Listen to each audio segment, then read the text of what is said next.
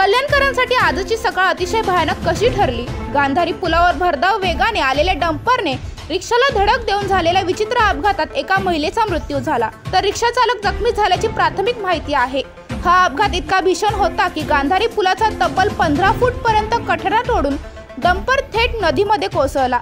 सकाळी 6 ते 6:30 वाजण्याच्या सुमारास ही रिक्षा बाबगावकडून कल्याणच्या दिशेने येत होती, तर हा ट्रक भरधाव वेगाने कल्याणकडून बाबगावच्या दिशेने जात होता।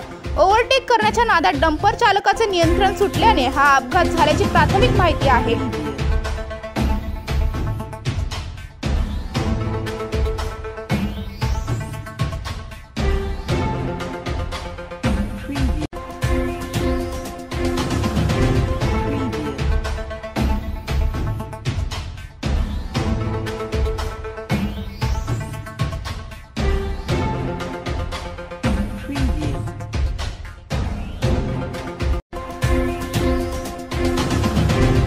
राहुल कारभारी, जनशक्ती, कल्याण।